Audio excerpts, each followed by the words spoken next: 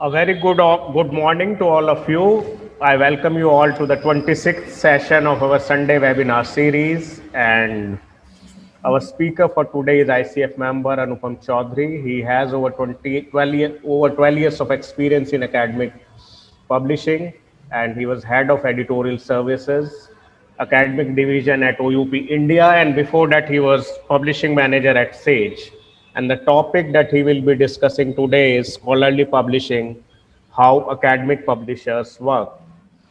So over to you, Anupam. Hi, everybody. I think, Vivek, can you tell me how many participants are there? I think there are 27 Twen- participants now. yeah. Welcome to you all, and welcome to this session on scholarly publishing. Uh, uh, Scholarly publishing, as part of the total ecosystem of publishing itself, is a vast field. What we are going to do in this presentation is going to be basically a non-technical overview of the landscape of scholarly publishing, which is also called academic publishing, which is the more accepted term for scholarly publishing. And this presentation will not go in depth into various technical aspects of academic publishing, simply because we would not have the time, and it's a vast ocean by itself. So we are going to basically focus on the entire process, the overview of the academic publishing industry. I should also tell you that this presentation is based on my individual experience. Why I'm saying that is that it also means that the experiences of other people who have worked in scholarly publishing or academic publishers would be kind of different, because the business has many shapes, many forms, many different revenue models, many different types of products, different types of markets.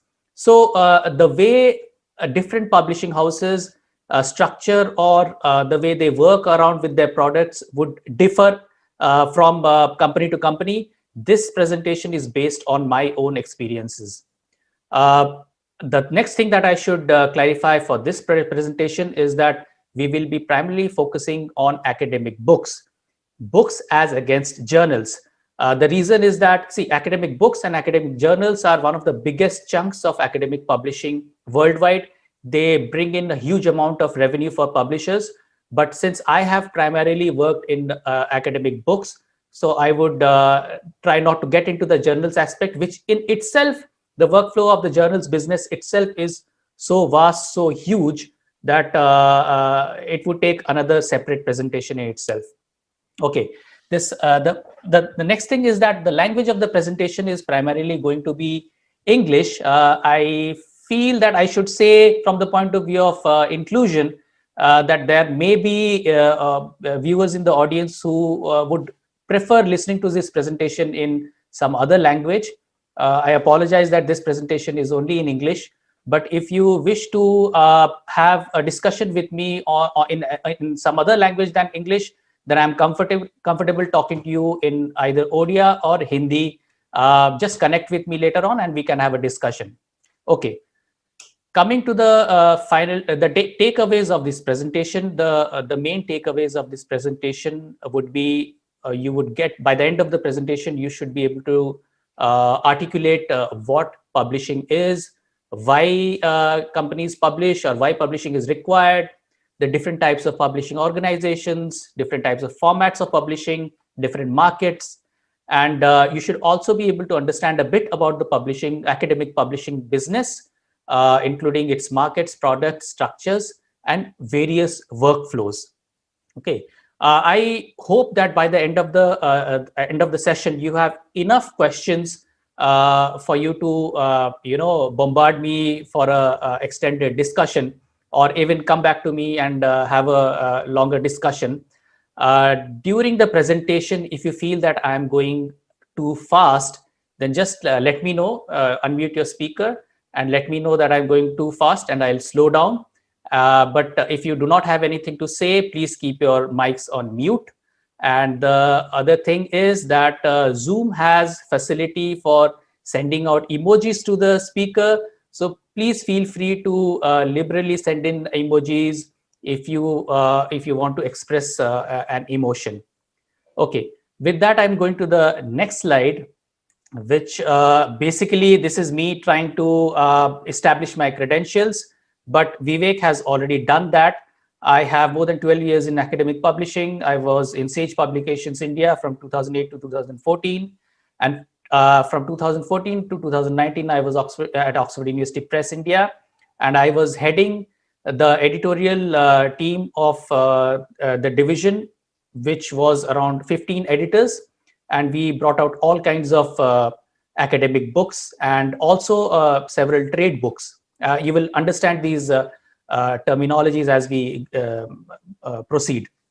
And then since 2019, I have been working as a independent practitioner, as an editor, as a writer, and as a publishing consultant. I edit anything that my clients think require editing, and I write on any genre that there is a business for. So from that point of view, I do not specifically say that I will work in this area or that area, but my area of expertise, because of my experience, is academic editing. Okay. So this is where we jump into the main presentation. And I begin with defining what publishing is. Now, to understand anything, you should probably first get into the question of why is something called what it is called. So why is publishing called publishing and not something else? The reason, the etymology of the word publishing goes back to the Latin term publicus, which means public, and which derives onto the other word, which is publicare, which in Latin makes to make public, and which turned into the English term public. And from public is derived publish. And the Latin term publicus is the same root as republic, publication, and publicity. So you can understand that. And by the way, the publicus, the Latin term publicus, comes from another Latin term, which is populus. Populus means people, and you can understand that term also leads to population and people. So you can understand publishing has a lot to do with people and making people aware of something. So to get into it a little more technically, publishing is preparing or issuing or making available any kind of content. Whether you know, I'm not sure whether you know, but even in the gaming industry, music industry, and a lot of other industries like digital media and website content, they use the term publishing to publish something. If I'm not wrong, even software industry says that we are publishing the latest update to the software. So publishing by itself is a term that is an umbrella term that covers a lot of different types of content. And the primary goal of publishing is to make the content available to a wider audience so that they can consume it. And there could be various reasons for consumption. Before I move on, if you have any questions, I could take the questions now. Okay, this is a bit odd when you're talking to a group of people, but you don't know how many people are there and you can't see the responses. But this is okay. I'll proceed to the next slide. Okay.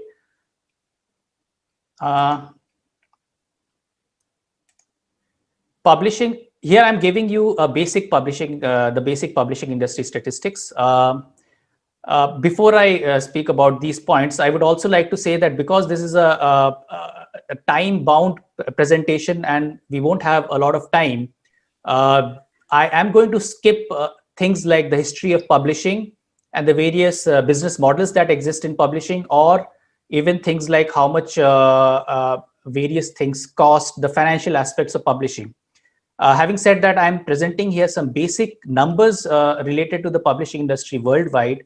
And in 2018, I only have figures for 2018 and 2017 right now. It is extremely difficult to get accurate figures for this industry because this industry is fairly fragmented, and there are a large number of publishers all over the world.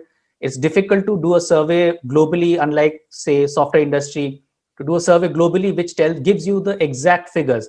However, in 2018, a survey by World Intellectual Property Organization and International Publishers Association said that 50.3 billion was the revenue of 19 major countries, and out of which only America made around 23.3 billion US dollars. All these figures in US dollars.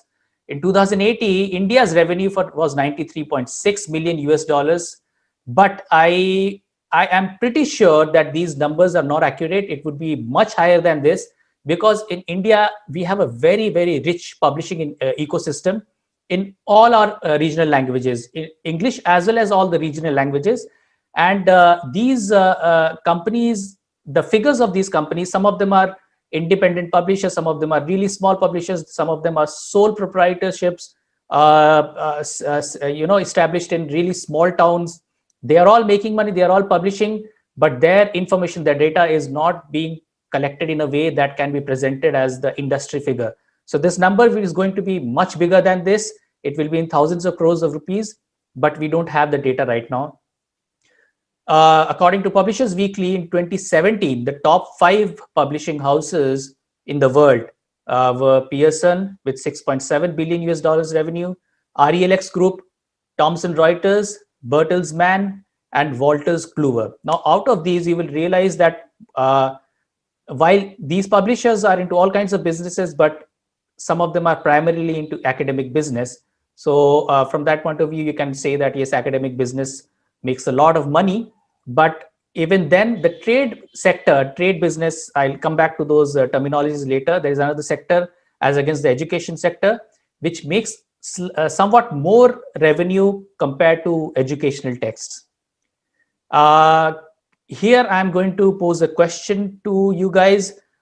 You may know that the publishing industry has smaller brands but larger companies. So for instance, something like Pearson would have a lot of smaller sub brands under it.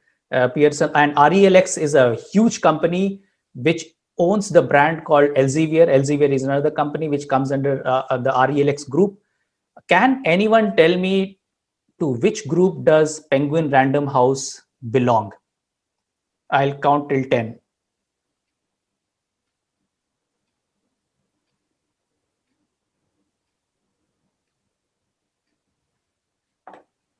Do we have an answer? I don't think we have. Do we have an answer? Yeah, in the chat box, people have responded. Oh, I can't see the chat box. Where can I see the chat box? Okay. Did anybody say Bertelsmann? They would be correct, because Bertelsmann is the group in which Penguin Random House comes under the umbrella of. Okay. I'll go to the next slide. Okay. What is the purpose of publishing?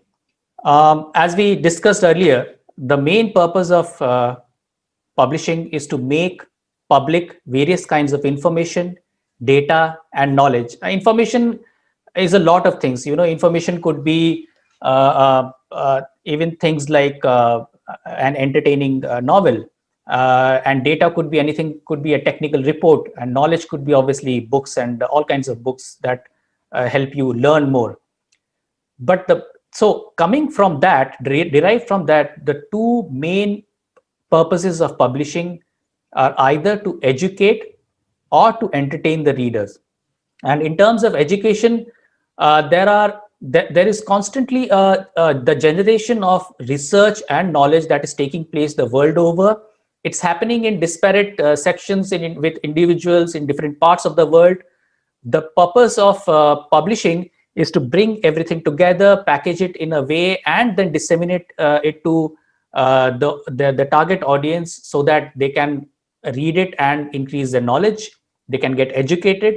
And similarly, a major purpose of publishing is what they produce for the recreation of the reader. So for instance, reading prose, poetry, graphic novels, and even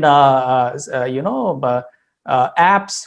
So all these things, a lot of people read books for entertainment, for recreation, and publishers, what they are doing is they are the channels through which artistic expression of authors and writers is being sent to their readers, the potential readers.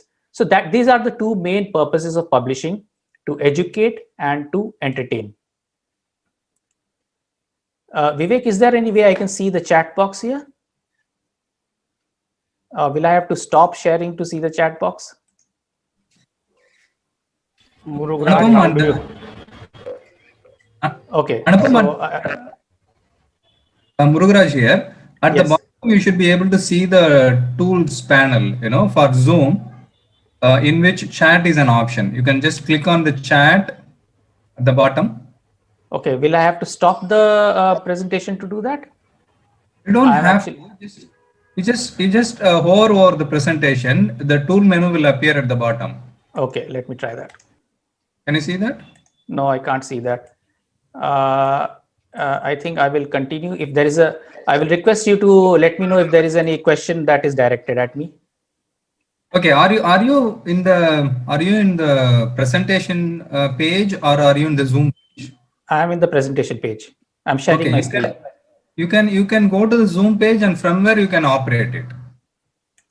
Okay, let me see. And all you have to do is first present it. Okay. Now go to the Zoom page. Yeah, I'm in the Zoom page.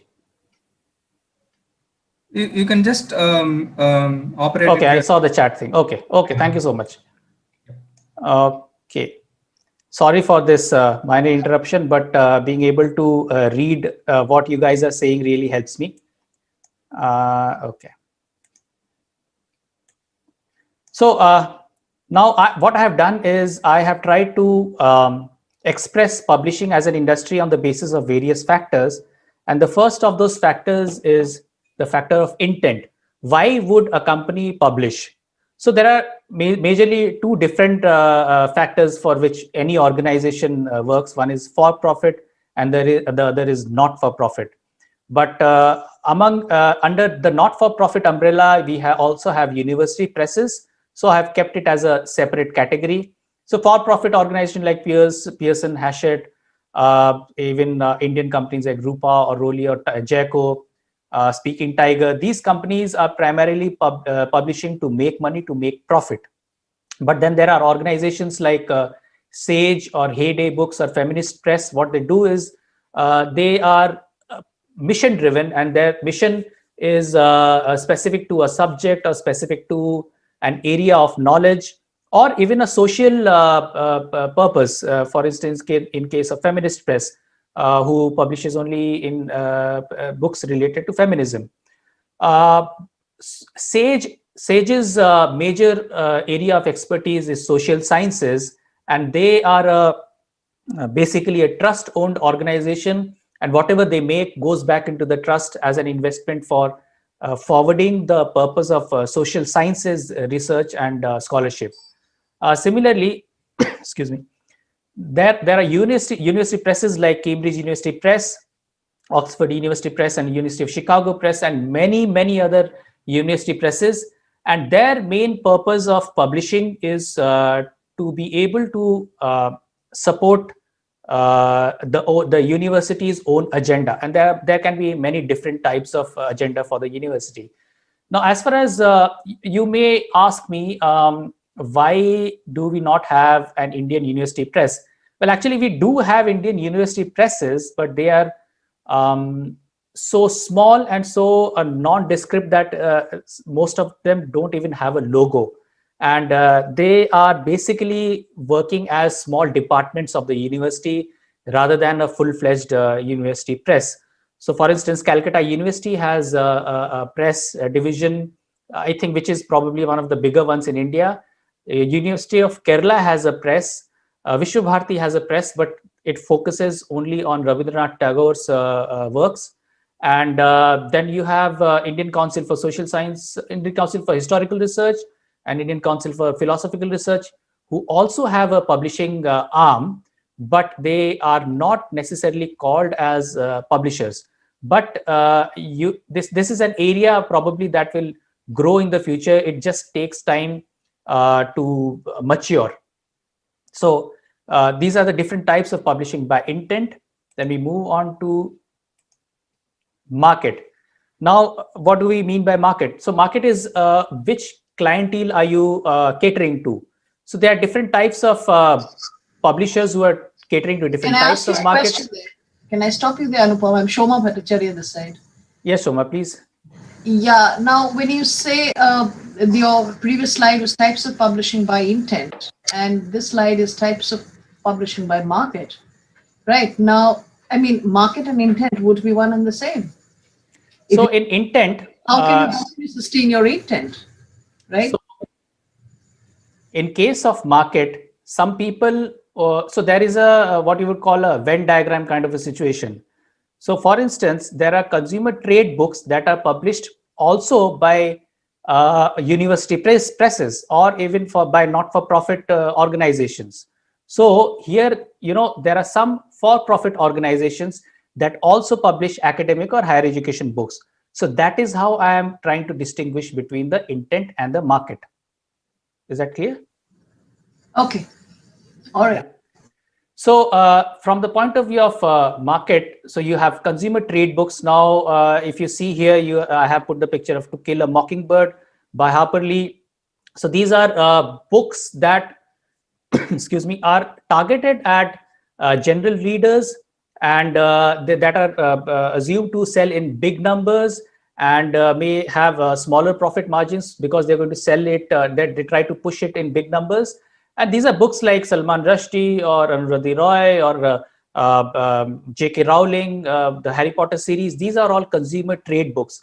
But even in consumer trade books, you would have things like, the chicken soup series, which also sells in big numbers. So these are targeted at a certain kind of non-specialist general public.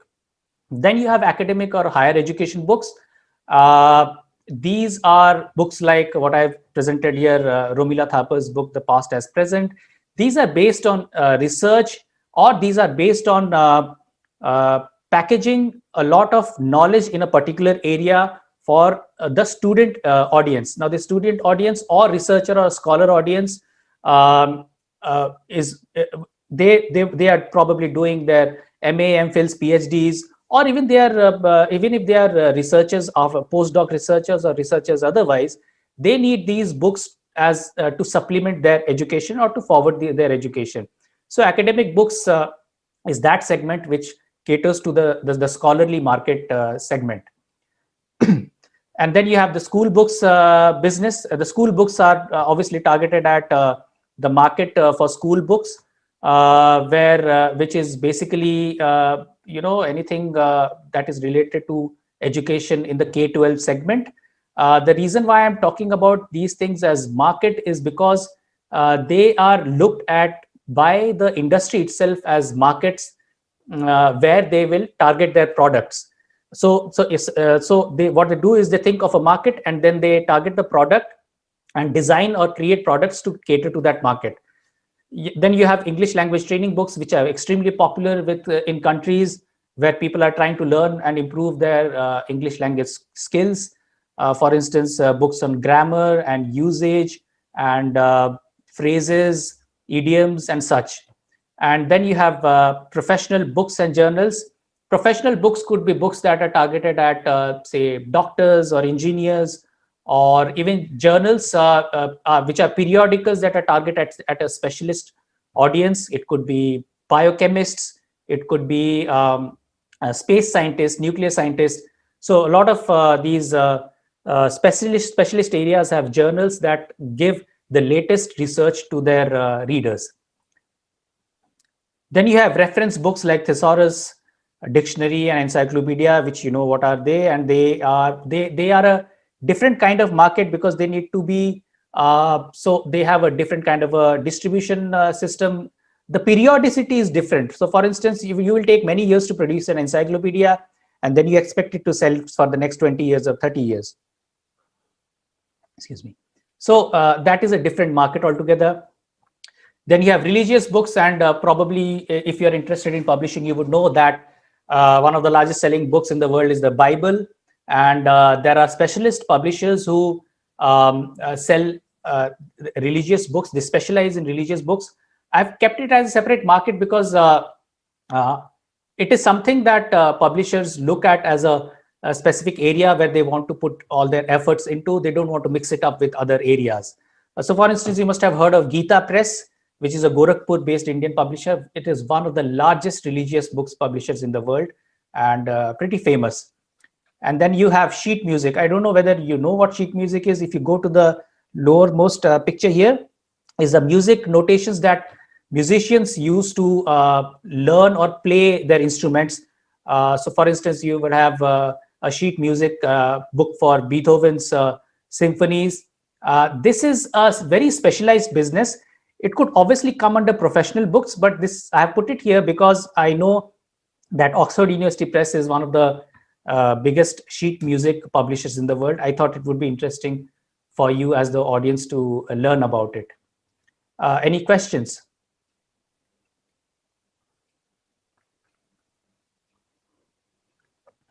Okay, I'll move on.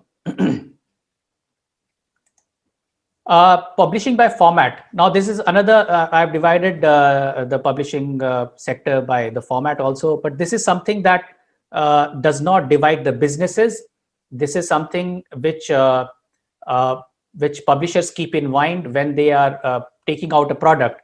So these are the various formats that publishers publish in. The first one is the hardbacks.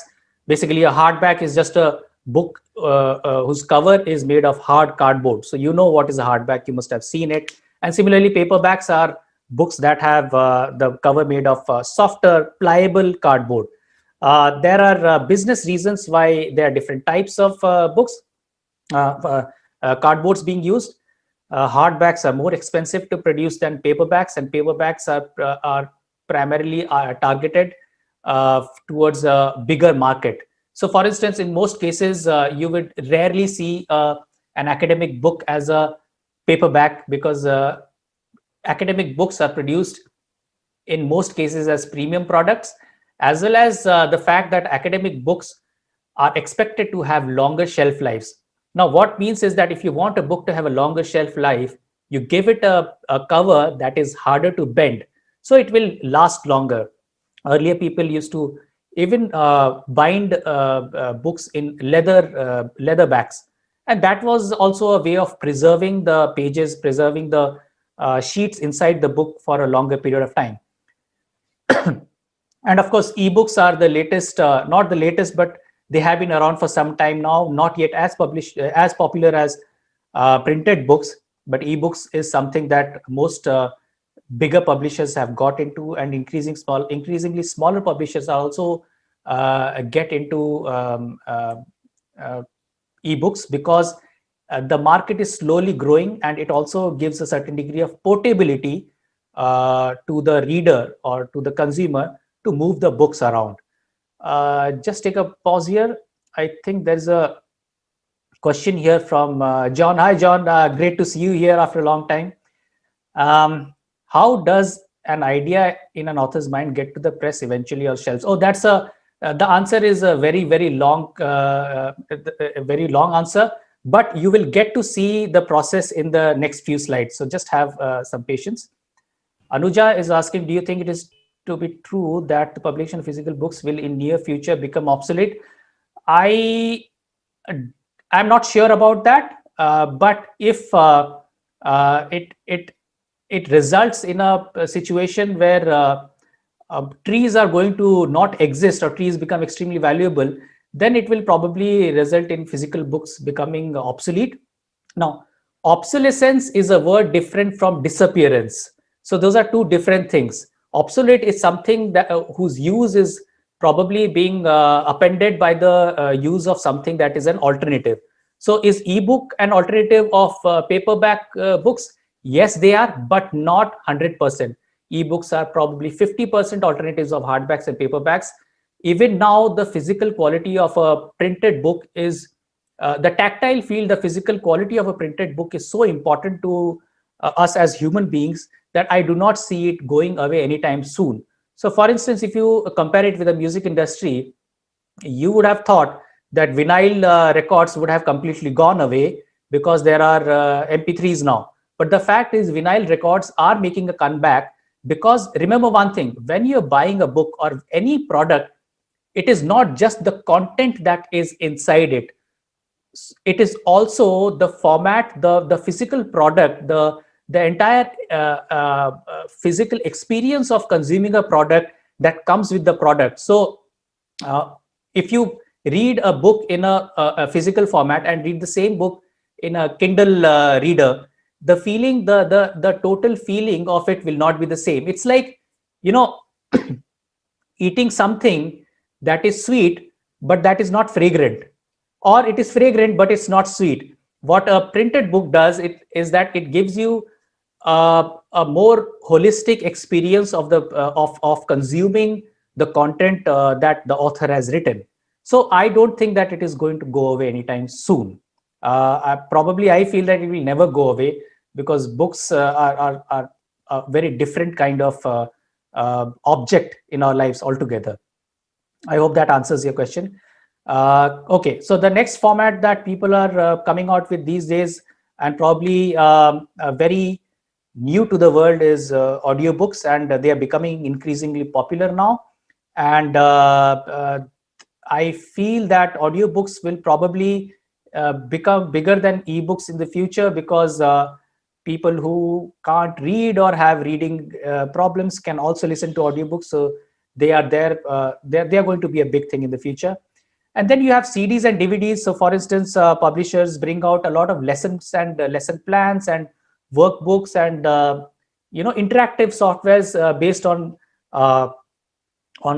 school lessons, and those are brought out as CDs and DVDs. But increasingly, they are being replaced by websites and apps. So instead of they putting in a CD with the book, what they will say is that here's the book and here's a companion website. Or they will say that you go to our website and just download the or pay us up, and then you will get a link to the paywalled educational resources which you can log in and read. So in a way, that is probably the future for educational publishers. But we still have to go a long way from just getting rid of physical books. Okay.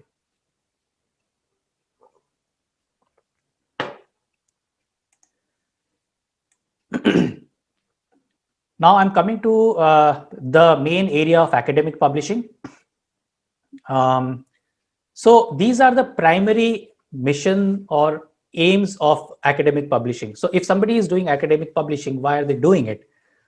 If you are a university press, the primary aim of a university press, of setting up a university press, is to support the parent university's scholars. So for instance, say there are 1,000 scholars in the university who are doing their PhD, but their research is not getting published anywhere because, publishing is, there are a lot of quality gating everywhere. So there are gatekeepers who ensure that bad quality stuff doesn't go through, but that also means that you have to jump through a lot of hoops before your research gets published. So setting up a lot of university presses, their origin was in trying to support the university scholars in publishing their work and trying to get it across to other people. Similarly, a lot of publishers like Sage, they are into publishing because they want to support the scholarship and research in a particular area. So for instance, there will be a press, say for instance, feminist press. They are into the business because they want to publish books that are related to feminism. Indian Historical Society would be into the business because they want to support the research and publishing of scholarship related to history, Indian history. So that is one of the major objectives of a lot of presses, academic presses in the world. And like Cambridge University Press or Oxford University Press, university presses make a huge amount of money through their products. Not all of them, because it's a tough business. But some of them make a huge amount of money, and that money goes back into the coffers of the university. And what the university does that is that it uses that money. Even public universities use that money to basically support scholars in the form of scholarships, in the form of grants, in the form of subventions, for research, funding research in various kinds, and even funding research in whether it's physical sciences, natural sciences, social sciences, humanities. So that money goes back into further helping the university to support its scholars. And if you try and summarize everything, the primary mission of academic publishing is in two words: scholarly communication. Scholarly communication means the dissemination of research to other researchers, other stakeholders, which are like policymakers, industry practitioners, general public. What that means is that, for instance, if you are a company like Tesla, you would like to research what is happening in the latest scientific developments that are happening in the world of chemistry, because they use chemistry to produce their battery, the various kinds of batteries that they use in their electric cars. Or if you are a company like say SpaceX, you would like to know what is happening, the latest thing that is happening in the area of aerodynamics or space science, so that you can incorporate that into your own products, your own development. And then there are general public. A lot of people would like to know what is happening in terms of scholarship. So for instance, there are a lot of popular books these days coming in, from people like Daniel Kahneman or Malcolm Gladwell, which are based on a lot of research, a lot of academic research, but they are packaged for the general public so that the general public can also know and see and become aware of what's happening in the other fields like economics, finance, say science, physics. So that is also one of the missions or aims of academic publishing, to cater to these various kinds of objectives. Any question before I continue? Yeah, Anupam, there is a question by Jessica in the chat box. It's a long question, so we will have to read it. Was specifically visual impairment? Jessica, your question pertains to whether there are publishing houses that specialize for publishing for visually impaired audience. I am not aware of that, but I will find out. To my mind, I can't think of anybody who's doing that. As far as I know, organizations like Blind Relief Society and all, what they do is they get volunteers to come and either record the physical books or help convert them into Braille. So I don't think any major publisher is into creating content for visually impaired people. I have myself thought of this many times, and I think this is a very, very important thing. But as something that I should also say is that publishing is a tough business. It's a business, and everybody who's into publishing is there to primarily, they would like to make money. And when they want to think about making money, what happens is that they see that the market for the publishing for visually impaired people is not huge. So they probably do not want to invest in creating that vertical for the visually impaired people. But what the good thing is happening is that now there are apps, and then there are supporting apps for smartphones that help visually impaired people scroll through or navigate through visual medium, and that is helping, or rather that is in a way affecting the development of Braille books or books that visually impaired people can read without having the audio. And in any case, audiobooks are going to help them. I think because audiobooks are coming up in a big way, I feel that books in Braille will not be produced as much as they should have been in the past. I hope that answers your question. Yes, thanks. Just to add to it, what Anupam has said, the Ramakrishna Mission in Narendrapur, Bengal, they have a setup. I mean, I think it is quite a well-established setup. Wherein they have translated a lot of classics, classical books into Braille, and they also have a machine which actually does that. Oh, okay. All right. So that's one institute, and I think I remember the Ramakrishna Mission publisher is also mentioning that the only other people who have that machine which actually does the translation, because the whole of Braille publishing has got to do with 3 triangular dots. Right. And it's a combination permutation of those three triangular dots which make up the entire Braille script.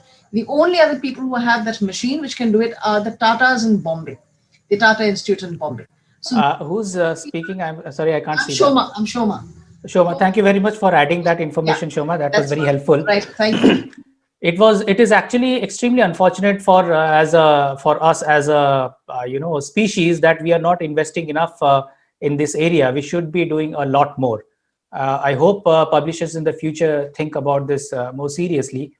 And I mean, if somebody is going to go into pure audio books and no print books, then they will also have to think about people who can't hear. So that is something that I mean, if you're talking about inclusion, then this is something that people should really think about. Thank you for that question, Jessica. Okay, I'll proceed now.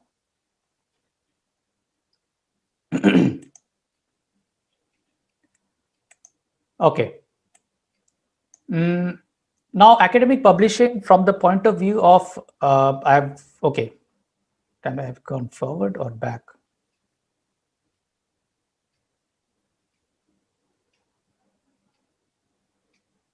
Have I, no, I've not covered markets. Yeah, you have to cover markets. Mission and aims was what you were discussing. Okay, markets. So academic publishing, the various markets for academic publishing, again, this will probably, come up with from the previous slides. We have the main consumers for these who are the scholars, researchers, policymakers, and practitioners and students and general public, which I have already covered.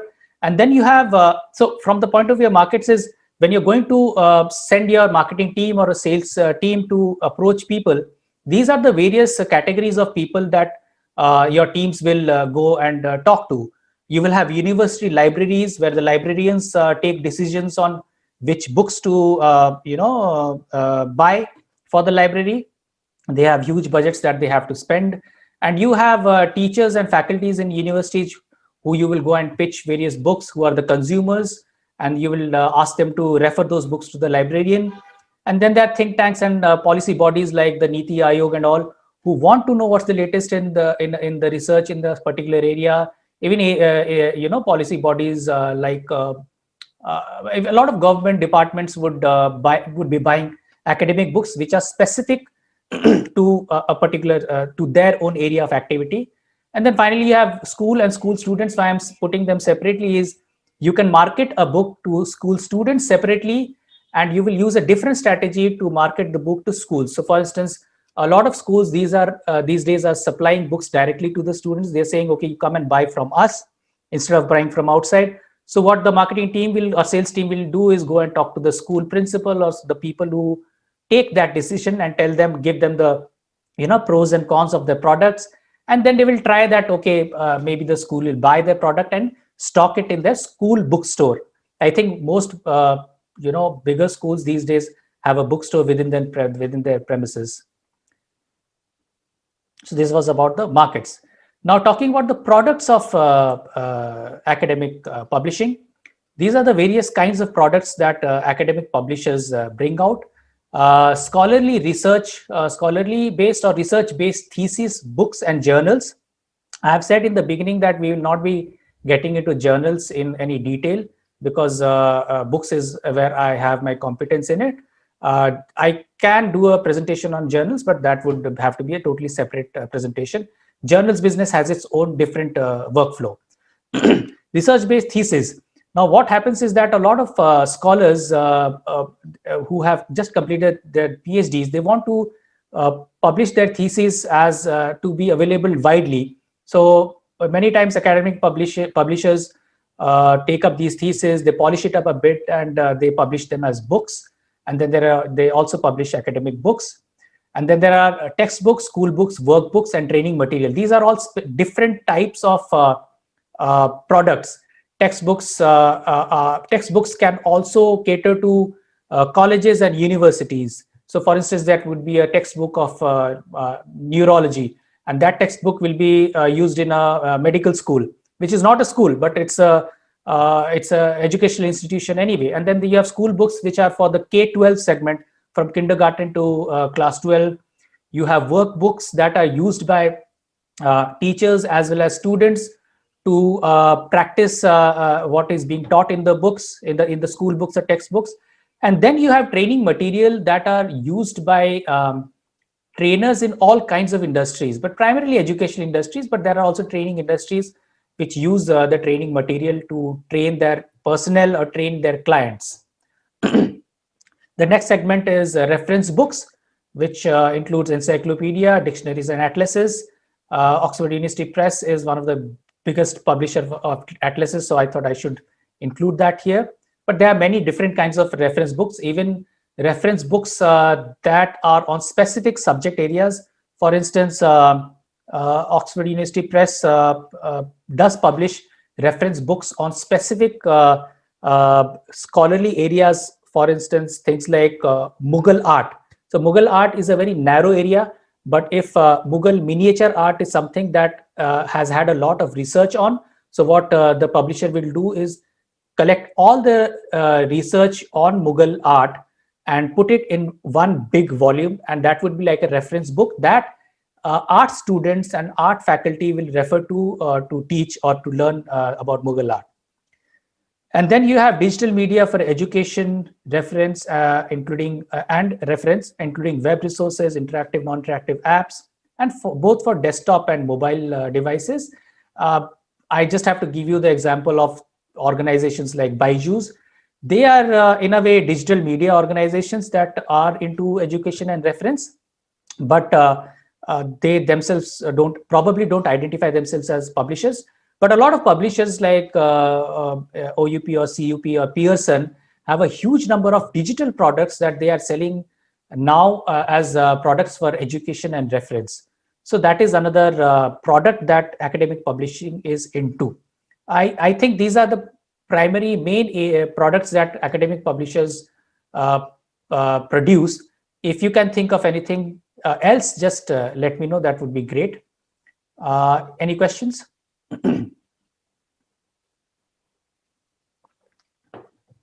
Okay, I'll move on. Okay, coming to the basic organizational structure of a publishing organization. Now, the thing is, publishers can be a single individual to an organization having, just a sec, there's a question from Sonal Jain. Let me just take this. In which category do monographs fall? Now, monograph is, if you look at publishing from the point of view of authors, then you can talk about monographs. Monographs is a combination of mono and graph, which means basically a single author work. So any book that has a single author would be called a monograph, as against books which are edited volumes, which would have contributions from more than one author being put together.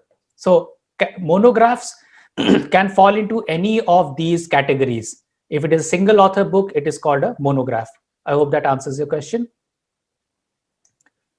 Okay, so publishing organization. Venkat here. Monograph, ideally, yeah, exactly what Madhavan is saying. Monograph is actually, I mean, that's the definition that a single author work is a kind of a loose definition.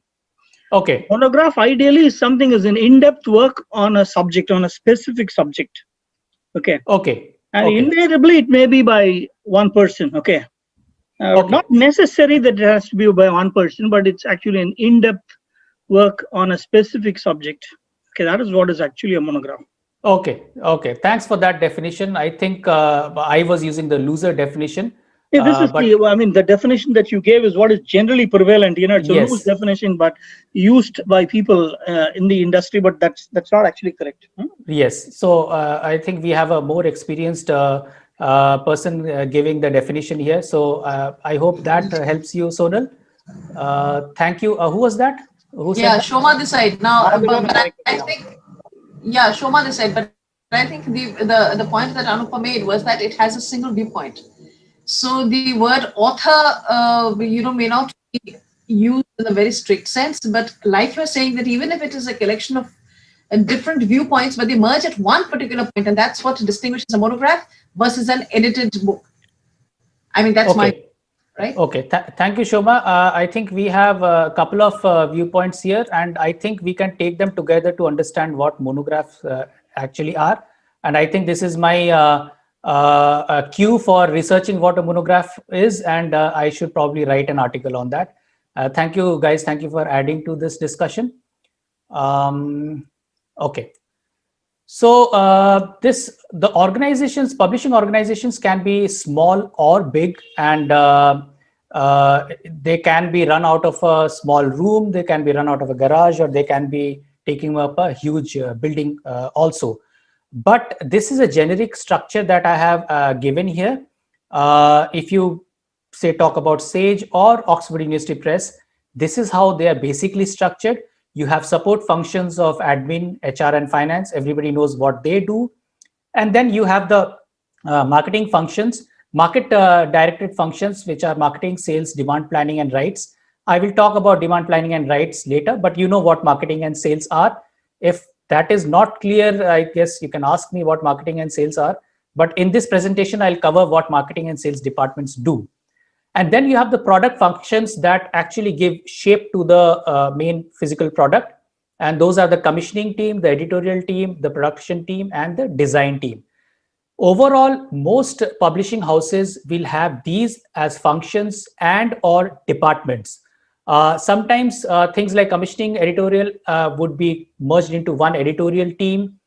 Sometimes production and design will be part of one department, and sometimes marketing and sales will be part of one department. But these are the main functions that every publishing house will have to have in order to create a published product. If you have any questions here, please ask me before I move on. Okay, Gurpreet is asking, can you suggest publishing houses which are devoted to scientific academic publishing? There are many organizations that do scientific academic publishing. Even Oxford University Press has a huge scientific publishing list, both journals and books. All you have to do is go and look at their catalog. There are organizations and publishers like I think there is Cengage. Probably Cengage focuses on exclusively on scientific publishing. And then there are a lot of scholarly societies that focus only on scientific publishing. So you have to just search on Google, but there are in most large organizations span across social sciences as well as natural sciences. So that is something I would request you to Google. Yeah, so Wiley is one scientific academic publisher, but I think Wiley also publishes school books in other subjects. I'm not sure. Okay. Now, this is something that probably publishing Indian. Savita Narayan is asking any that focus on publishing Indian history.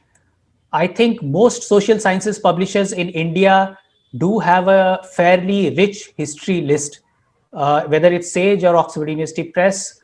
And then you have a lot of Indian publishers that publish books on Indian history. But I'm not sure if there is any publisher that focuses only on Indian history, because that would probably be an Indian independent publisher whose mission is, to forward Indian history scholarship. The problem with that is that it's very difficult to make a venture like that profitable. So they may want to, keep it more broad-based. Deepthi is asking what is demand planning. Deepthi, I'll get to that eventually. Okay, so this is something that is, which is again a generic workflow of generic stages in the publishing of an academic book or of any book. But some things will be different in academic publishing. Like for instance, step 5 here and step 4 here are something very specific to academic publishing.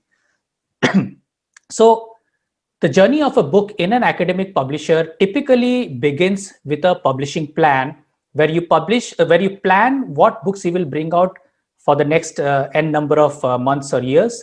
And then it leads to the commissioning or acquisition team to going out and getting the manuscripts that you will turn into books or journals. Then you have, if you're publishing books, then you will probably request the author to give you a proposal and sample chapter so that you can have a look at it. And in most cases, you will send it to a group of peers who will validate the scholarship in the book.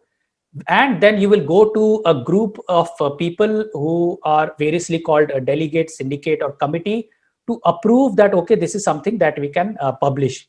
Once you have got all these approvals and you have filtered out which manuscripts to take forward, then you go into the editorial process, which is taking in the manuscript and taking it to the point where it can be printed. You also simultaneously, by the side, design the cover, which will be put together with the main manuscript towards the end. And then there's the physical printing of the product, or the publishing of the product in e-platforms, digital platforms. Then you have the marketing and marketing of the product, which could begin much earlier, and it could also happen much later. And then you have finally the sales and distribution of the product, which could be in physical form as well as digital form. Now, in the next few slides, I'll go into a little bit of detail for all these 10 steps. So John is asking, does the author have a say on the MRP of a book or the royalty share? John, I'll get to that in a moment when we talk about the proposal and sample chapters. Okay, what is the publishing plan? So basically, you know, if you are into any industry, you are selling a product that depends on the likes and dislikes of your buyers. You need to know what are the likes and dislikes of the buyer. That's one thing. And then you also need to know how trends will change in future. And you do a bit of market survey, excuse me, and you try to talk to people and find out how the market is going to change, what people are liking, whether it's the fashion industry, whether it's the automobile industry. And then accordingly, what you do is you decide on what to produce next. Similarly, what a publishing plan does is it talks about what you want to publish this year, next year, and the next to next year. And what you do is you have to you talk about the various subject areas that you will touch upon, the various kinds of markets that you will cater to, the various kinds of products that may become may be required or become popular in the year after or the year after, and the various different new markets that may emerge that you would like to cater to. So for instance, you realize that suddenly there is a huge demand for books in a regional language. So you have to start thinking right now that, okay, the market is going to grow at a compounded annual growth rate of 15 to 20%. It will be a huge market in 2 to 3 years. I need to start making or planning on products right away. So what you do is then you start building the pipeline in such a way that, so for instance, if Oxford University Press publishes 100 books a year, in its pipeline there will be 300 manuscripts, so that as and when the gestation period of a book is anywhere between 6 months to 1 year. So by the time your books for this year are printed and published, the books for the next year are already in the pipeline and the work on them is already going on. So what publishing plan does is that it looks at the trends, future events. So for instance, we had the sesquicentennial celebrations of Mahatma Gandhi's birth, and what Oxford University Press did, that 2 years before that, it started talking about bringing out books, Gandhi related books specifically targeted for that event. So the work began 24 months in advance. So this is the kind of advanced planning that happens. And what you also do is, if you know that, okay, fine, I need a book on the tribes of Andamans 2 years down the line, you will start talking to scholars right away and see who is willing to give us a manuscript or write a manuscript on that topic, which they will obviously take a year to write it and deliver it next year so that we can publish it next year. So this is the kind of advanced planning you can do. And if you know that you're going to bring out 100 books, which will have maybe 10,000 pages total. So what you do is you talk to printers and you you pre-book, rolls of paper so that when you are sending for printing, the printer doesn't say, "Oh, I've run out of paper." So this is the kind of advanced planning which publishing plan helps doing. And and the front list and backlist titles are basically what you're going to publish in the near future is called your front list, and backlist are the title that have you published in the previous years. What a lot of publishers do is that they'll also look at their backlist titles, and if a title has been really popular maybe 3 years back, 4 years back, they try and bring it to the front list as a revised edition, or as a with a fresh preface or something like that. Or if there is a backlist title that did not do very well, they probably want to revive it and try and sell off the remaining copies in their stock so that they end up making some profit on it. So that is the kind of planning that happens in a publishing plan. Savita is saying, please also detail scope for freelance editing in the industry. I'm really sorry, Savita, that is beyond the scope of this presentation. So I will have to decline. My apologies. Anupam, I have a question. I don't know if it falls within your presentation, so feel free to reject it. The question is, when it comes to paying advance to authors for academic books, academic publishers, in the current situation in 2020, do you think you can share a range? I'm just curious because I've worked as a commissioning editor for a trade publisher. I'm curious to know what kind of advances do authors get in academic publishing in India? The answer is very quick. In academic publishing, nobody gives advances because most academic publishers are not able to make, most academic publishers find it difficult to make money from pure academic books. So for instance, they usually sell 250 to 300 copies a year, which is nothing compared to a trade book, which will sell 10,000 copies a year. So there are no advances. Nobody is dying to read a Harry Potter type of book in academic publishing.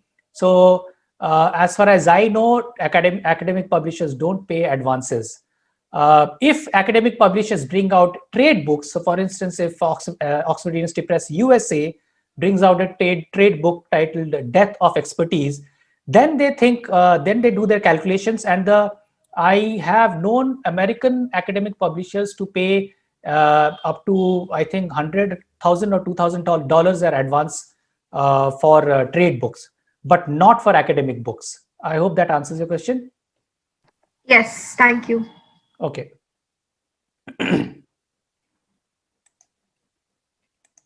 Okay. This is something that probably Priya can delve upon in better detail than me. But since I am covering the whole gamut of it, so I'll anyway cover it. So there are, as I had showed earlier, there is a function called commissioning or acquisition. These two words are used interchangeably in the industry. But what commissioning means, it's like commissioning a thermal power plant. What you do is you go and talk to an author. So once you've completed your publishing plan, in your publishing plan, you decide, okay, I want to have this topic, a book on this topic to be written. You go and seek an author and talk to the author and say, sir, can you write sir or ma'am, can you write a book on this topic? So that is called commissioning. Okay, so you go and commission a book on a topic. Whereas what acquisition means is that a book or a proposal is already ready and it is looking for a publisher. You go and talk to the author and acquire the manuscript or the proposal to publish it yourself. Based on your publishing plan, what you decide is, okay, this manuscript, this author, and this book is something that will be very successful. So let's take it up. And then there is developmental editing, or this should be developmental editing, which is a part of commissioning, which usually comes under the function of commissioning, the commissioning activities, where there is an editor who works with the author, excuse me, works closely with the author to give the book, the manuscript, a better shape. So many times authors are either not very good writers, or they are well-known experts in their field, but what they write is a little haphazard. So what the developmental editor does is they give the manuscript a better structure, a better flow, and make it more readable. So that is one function, or there's a specialized activity that comes under commissioning and acquisition in most of the academic publishers. I'm sorry about the typo here. It's rights and permissions. The L is extra. What rights and permissions is that, a lot of commissioning and acquisition editors do is, this is part of their job description. What they do is they ensure that whatever if the author is using some material from another publication, they're citing something. So what they do is they work with the author to ensure that the requisite rights and permissions to reproduce that work in this particular work is taken, whether it's photographs, whether it is graphs, whether it is extracts. It is extremely sensitive area. You could be sued for using somebody else's material in your own product. So it is very important that you get the requisite rights and permissions. So the commissioning editor goes through the manuscript, works with the author, and ensures that everything is clean.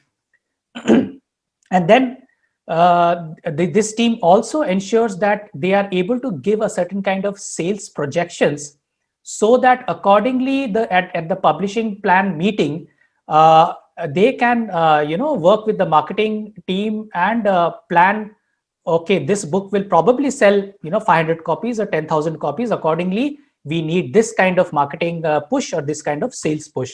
So that is also something that they have to do with the marketing and sales teams. Any questions about this? Okay, there's a question about what's royalty upfront.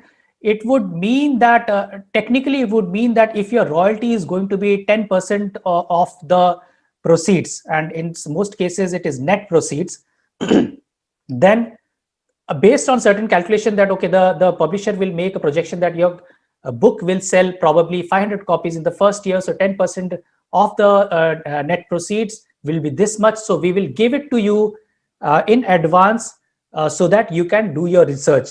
But as somebody has said here, that it is not a very common,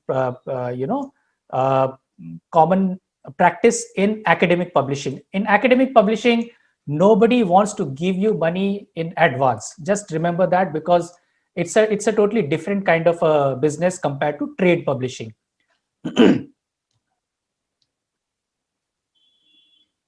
Okay, so coming to the next step, once you have commissioned a book, and if you have been able to persuade the author, or an author has approached you that, okay, I have this manuscript, you will try and get a proposal and sample chapters from the author. What you do is the proposal, this is something that most of you must have come across. A proposal is a document which tells the publisher why this book will succeed. It is primarily to persuade the publisher, look, my book will sell a lot, please publish my book. But this proposal document is also used by the commissioning team to persuade all other teams, because the commissioning team will have to persuade the sales team, the marketing team, and every other team that has a say that this book will sell, so we have to put in our efforts. Because it is basically, a shot in the dark. It's very difficult to predict which book will actually succeed. It's extremely difficult. So this is something that helps the publisher make up their minds. It includes things like the proposed title, a pitch, a small marketing copy like you see behind a book, the table of contents, which gives the publisher an idea of the flow of the text. What will be the target market for this book? Is it a chick lit? Will it be young adult? Will it be young women? Is it for informed audience? Is it for children? Is it for only adults? Those things are given in the book.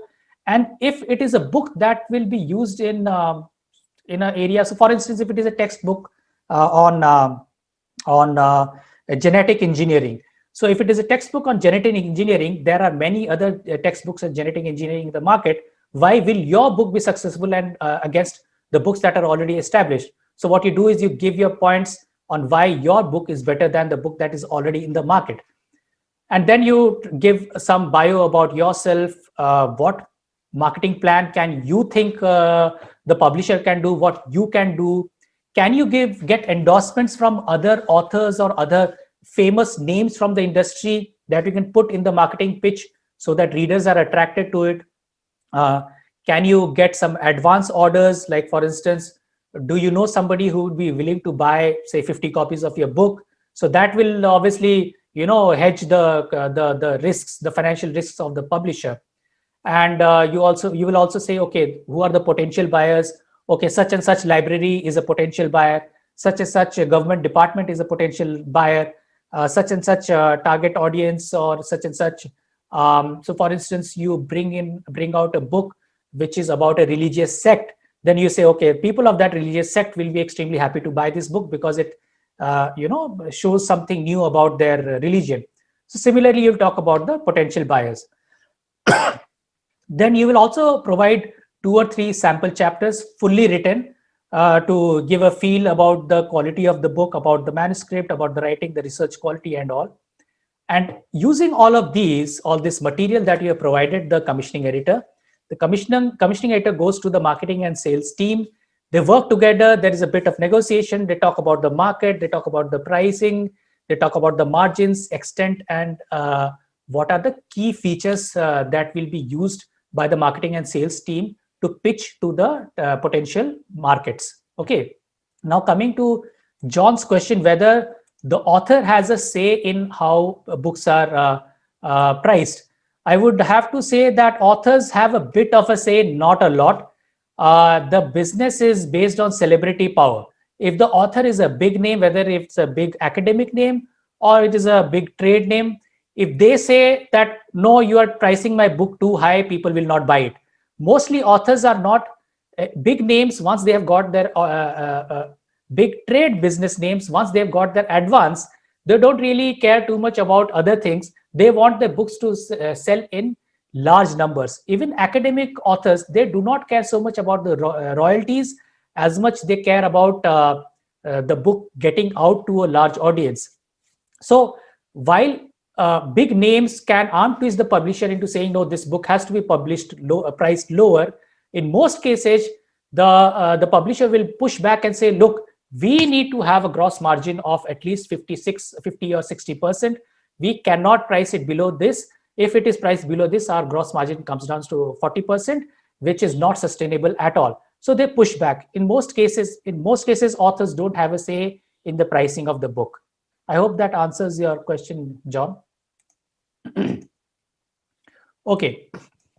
Now this is an activity. I'm sorry. Is there any question before I move on? I think I have. Vivek is asking how many more slides. Oops, I have a lot of slides. Okay, I'll move quickly. Gurpreet asking, are you planning or already have session related to editorial practices? No, we have not planned. I do not have anything in the pipeline, but this is something we can discuss in ICF and think about.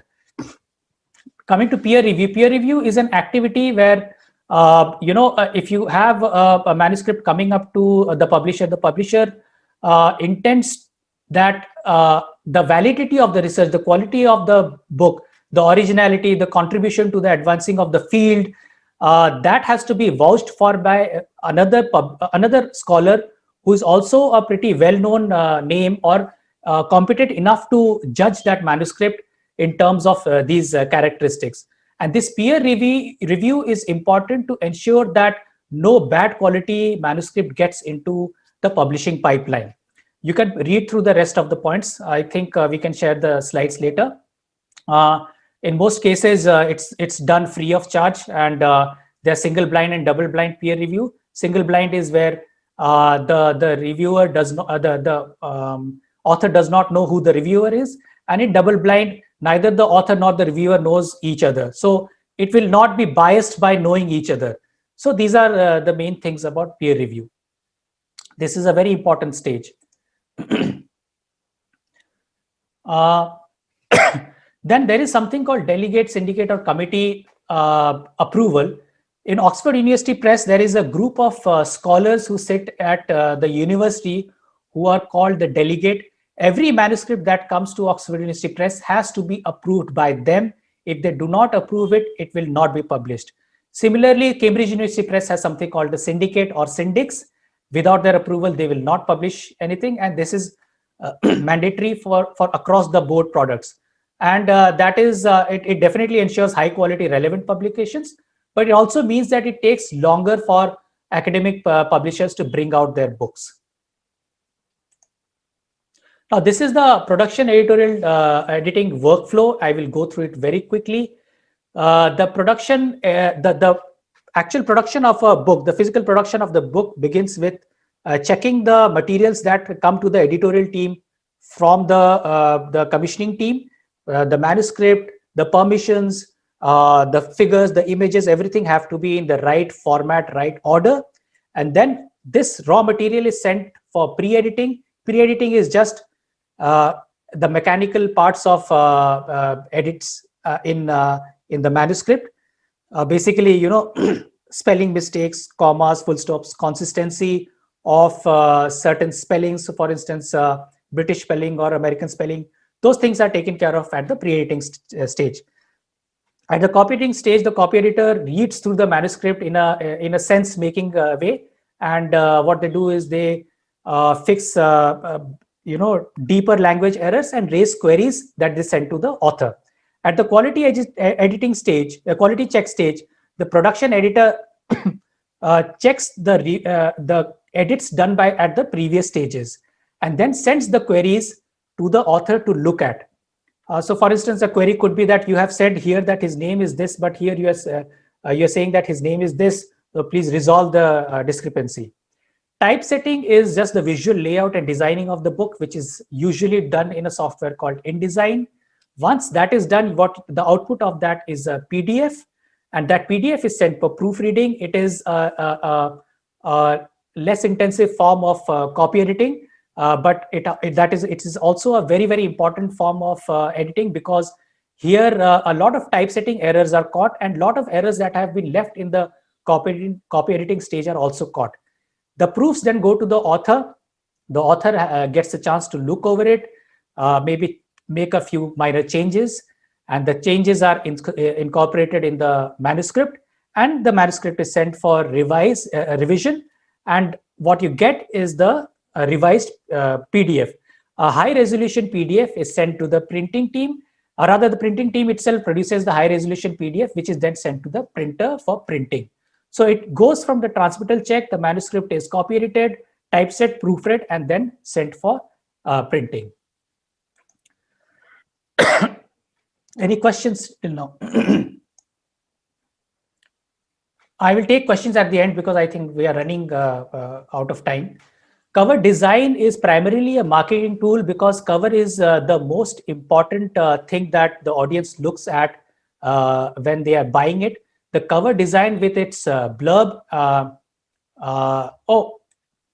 Jayantan is saying indexing. I'm sorry, Jay, I missed it out, but indexing is something that happens right before printing. The entire manuscript is sent for indexing, and what indexing is something that Jay will explain in his session very soon. It's an extremely important part of academic publishing. It's a list of keywords that comes at the end of the book that scholars find very useful in referring to the scholarship in the book. So I'm sorry, Jay, and I hope you will tell the audience more in detail about that when you take it up in your session. Okay, so cover design is primarily a marketing tool, and the process begins very early, sometimes a year before the book hits the market. Basically, it is used to build up the demand for the product, and it can be custom designed or it can be templated. A lot of publishers just use templates to design the covers for their books, simply because making a custom design for an academic book is extremely expensive. So they use templates. So the design inputs are usually taken from, if you're doing a custom design, you will take the inputs from, just a sec. You will take inputs from the author, from the marketing team, the editorial teams, and various other teams. And these are the various things that you will find on a cover: the title, the blurb, author bio, author photo, graphics, colors, taglines, brand logos, etc.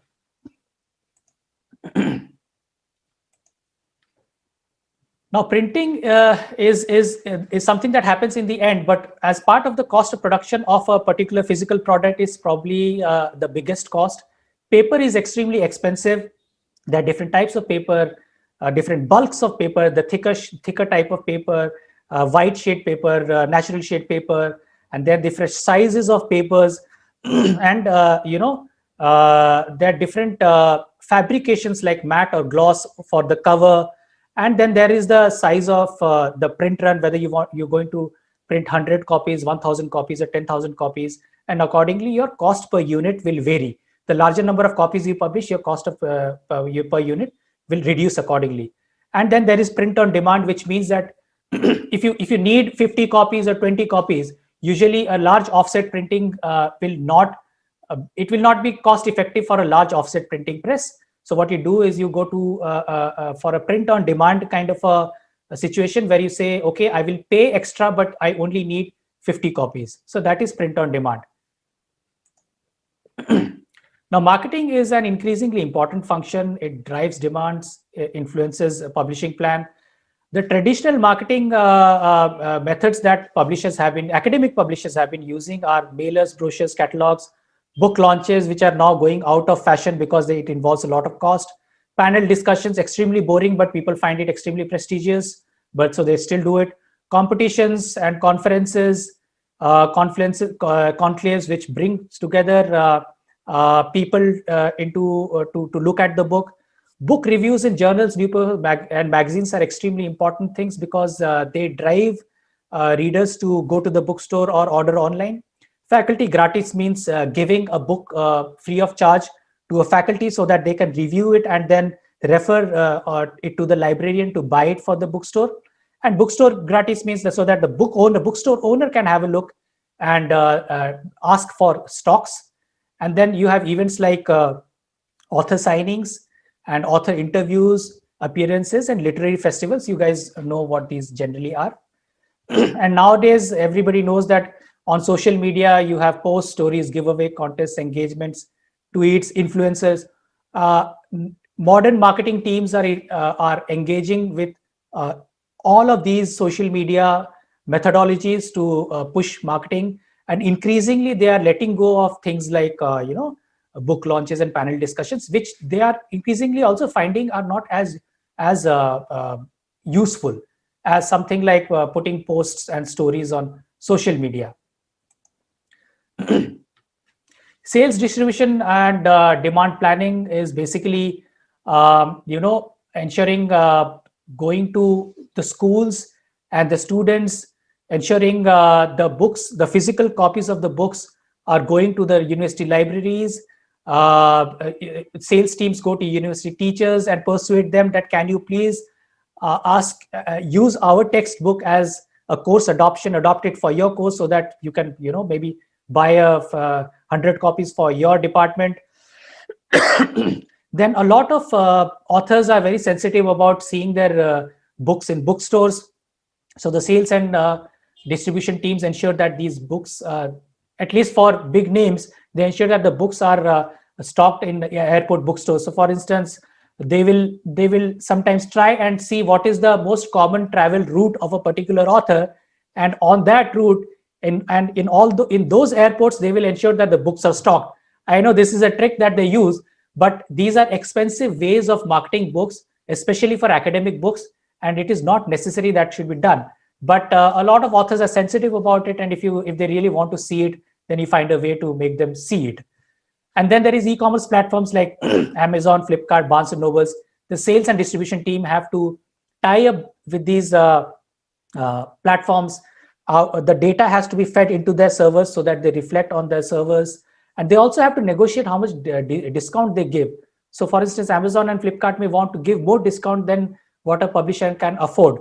So that is a tricky thing that sales team does. And then there are distributors who take the stocks from your warehouses, like 1,000 copies, and then they send it physically to bookstores across India. Some big names in distribution are Prakash Books, Allied Publishers, and Atlantic Books in India. And then especially what demand planning does, somebody asked me what demand planning is. Demand planning is another name for inventory planning. What they do is that they ensure that if a book's demand per year is say 100 copies, there should never be a situation that a demand for it comes from a bookstore or a university and you're left with only 50 copies or 0 copies. Okay. So what demand planning or inventory management team does is that they keep a track, use formulas and algorithms, keep a track on the stocks and ensure that the demand is met. The fulfillment rate of the demand is as close to 100% as possible. So that is what demand planning does. So basically it is a way of ensuring that no opportunity to make money is let go of. So suppose somebody comes to your shop and says, you're selling, suppose you sell bread, and he comes and says that, okay, I want garlic bread. And you say, well, I don't have garlic bread, but I have brown bread. Can you take brown bread?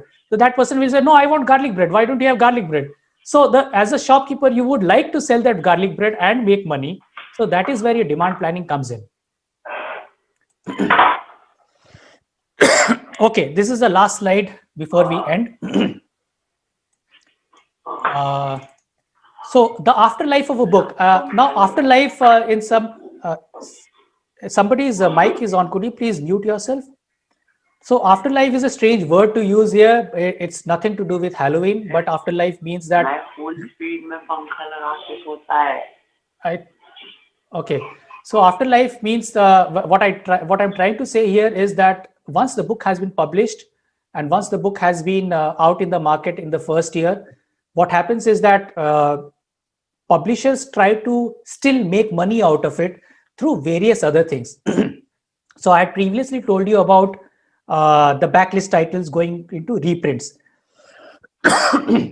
So now if a book in the first year, you try to print 100 copies, but the demand was 200 copies, the book will go for a reprint. And similarly, if a book was successful 5 years ago and you want to revive it, what you'll do is you bring it back as a front list title and try and publish it. And then you also try and bring out revised editions of previously successful books or specially branded editions like the Gandhi branded editions that OUP brought out. Or what you can also do if you have a hardback book which was expensive and sold say 500 copies in the first 2 years, and you want to still make money out of it, but it is expensive for general most people, you will bring out a paperback copy which is say 40% discounted, and more people can buy, and you can also market it saying that, okay, we have come out with a paperback. You can also go for audiobooks of your books. You can also go for ebooks. You can go for graphic novels. And then you can also sell rights of your books. If your book is really interesting, it's really good, you can sell it as movie rights, video game rights, and you can also sell it in different territories. The same rights can be sold. For instance, a book that is available for the North American territory can be sold to the South Asian territory to another publisher who will publish it under their imprint. A lot of Indian books are sold in the Japanese market in a different territory, and there in all those cases it's a new opportunity for the publisher to earn revenues. So these are the various ways they can do. And there is one term that everybody who is into publishing should know about. It is the long tail. So there is you can see this graph here. This graph is dropping sharply and then going very gradually but not meeting zero. So this green area here, it represents popular books, and the yellow area here represents the not so popular books.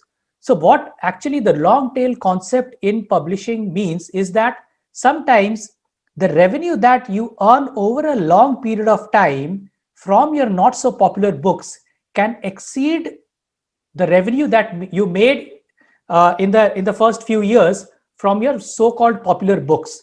So say most publishers, what they try to do is they try to bring out books that also focus on having a long tail.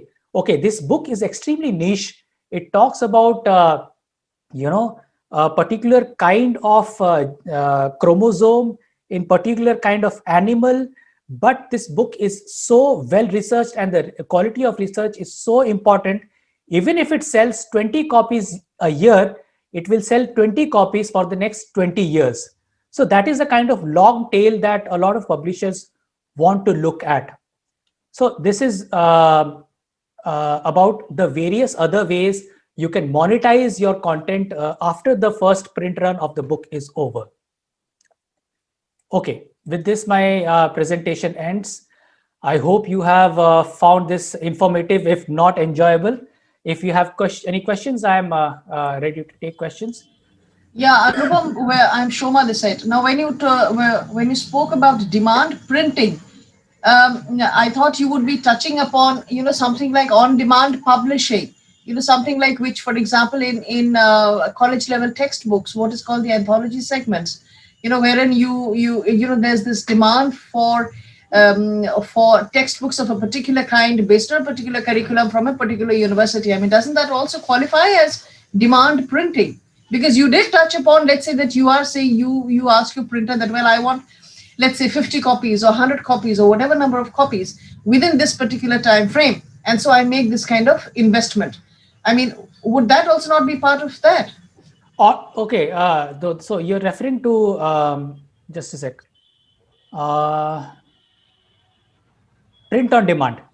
You're referring to print on demand, right? Yeah, I mean, within that, yes, print on demand. Yes, absolutely. So what happens is that print on demand means printing short print runs in a limited period of time. It's basically a way of managing your finances. So anybody who has a manuscript ready can go to a printer and say, I want to use your print on demand services.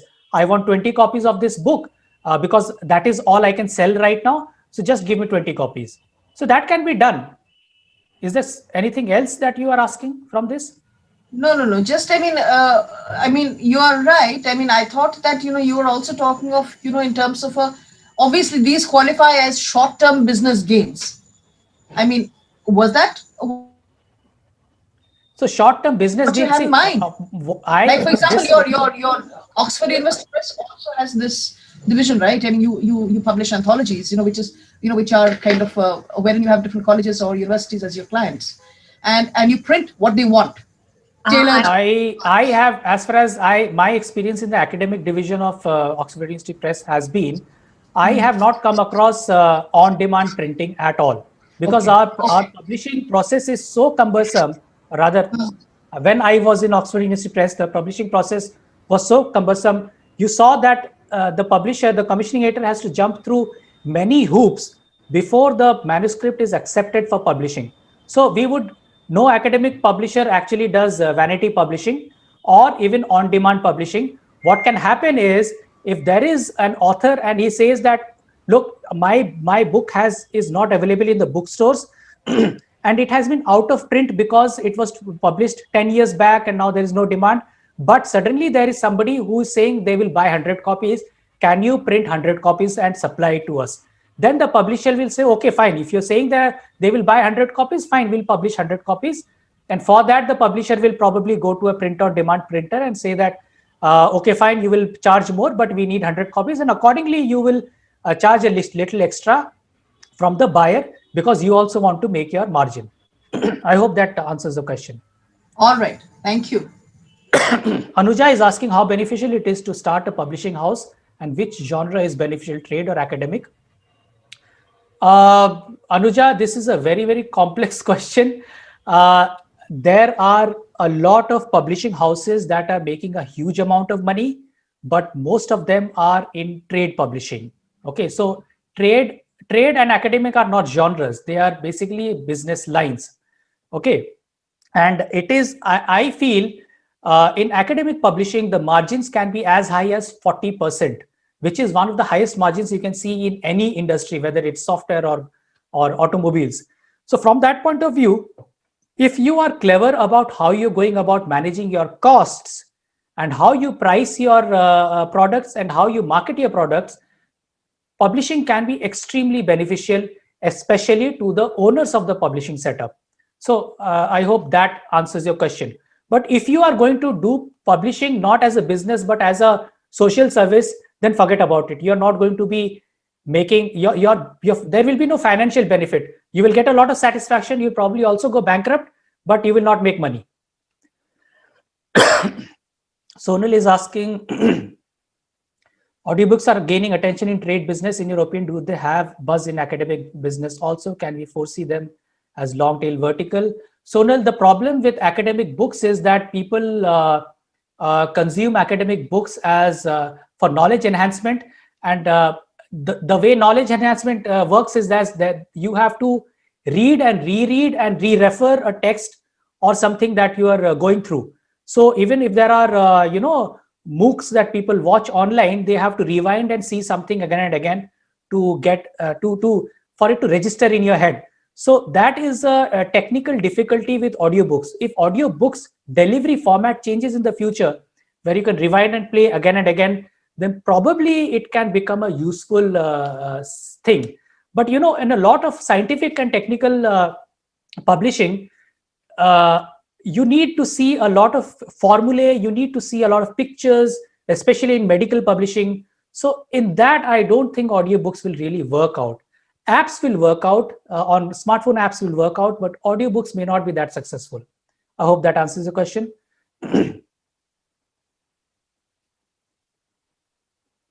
Anuja is asking, is on-demand publishing more beneficial for a new publishing house? Well, I don't have a new publishing house, but if you're talking about on-demand publishing as a vanity publishing, if you are a vanity publisher, then you are probably slightly better than a printer. So why don't you just open a printing press? Why do you have to be a publisher? I hope that answers your question, Anuja. Deepti's question, in humanities driven subjects, are audiobooks a good option? Is there a trend in this direction? Deepti, I don't know if there is a trend in this direction, but as far as I can see in humanities driven publishing, if it is for the scholarly market, yes, I think it can work, because you essentially have to listen to the language, what they are saying. But scholars may not be willing to get into it right now, maybe 10 years or 20 years down the line in humanities driven subjects, except in cases of school books where children have to see what is written. They have to see the pictures, the cartoons, to make better sense of grammar rules or chemistry rules to register the subject. In other areas of humanities, maybe it will work. Maybe in literary criticism, it may work. In comparative literature, it may work. But since I am not in that area of comparative literature, somebody who is in the scholar in that area will probably be able to answer better. Any other question? To what extent is there a market for thesis? See, it all depends on what is your thesis on. If your thesis is on a very niche area, which is usually what theses are on, then the market is not really very big.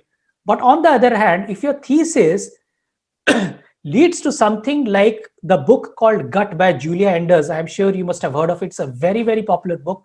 If your scientific thesis leads to a book like Gut by Julia Enders, then your market is really huge. All it takes is for a good commissioning editors to see the potential of it and then help you shape your thesis into the kind of book that can sell in big numbers. In most cases, it will be somewhere in between zero sales to huge amount of sales. It all depends on how broadly your manuscript can appeal. What is the career path for an academic editor professional? Well, you can remain an editor or a copy editor for the rest of your life, or you can grow from being from the lowest rung of the editing hierarchy and go up and become the editorial director or even the CEO of a company. It all depends on your interests, your skills, your abilities, and your luck. Luck has a great role to play here. But if you want to see the career path in detail, you'll have to Google. That will take another session altogether. Any further questions? Okay, before I guess there are, Yeah, Subrata Nupam, there is one more question by Subrata. Okay, like open source software has taken their space against licensed software, how online publishing is going to affect publishing? Subrata, I think you must have heard of open access. Now, one of the things that I told in the beginning is that this presentation is not covering a lot of other things that affect publishing. One of the things that affects publishing is the various controversies that happen in academic publishing. Academic publishing world is going through a huge turmoil, and one of the things that is affecting that is how the value addition and revenues are shared between for-profit publishers and the scholars who literally give free labor to the publishers to bring out the books. So in that context, you have something called open access. You must have heard of open access. Now, open access publishing platforms are coming up very quickly, but they have not yet reached a stage of both access and quality. Quality is extremely important to challenge the established publishers like, say, Elsevier. Elsevier is a company that everybody loves to hate in academic publishing these days. They are huge. They make a huge amount of money, and they have their fingers in all kinds of pies, and they're extremely powerful financially also. But we still don't have academic, rather open access resources that are powerful enough or good quality enough to challenge the kind of quality products and access that established publishers have.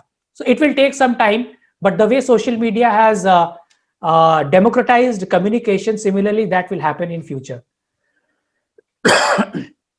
Kaniz is asking, piracy by PDFs also affect book sales, true or false? The answer is true. I don't have to detail it, but if somebody is downloading a PDF instead of buying the book, then obviously it's the loss of the sale of a book, of a copy of the book.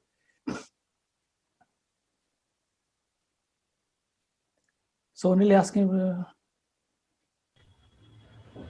what you are saying, Sonal, is more or less accurate. With the exception of a few things. Sometimes the verticals of the editing, the production editing vertical is different from the commissioning editing vertical. But more or less, this is the same. You become a managing editor to mid senior management, and that's it. It all depends on how clued you are. Any further questions?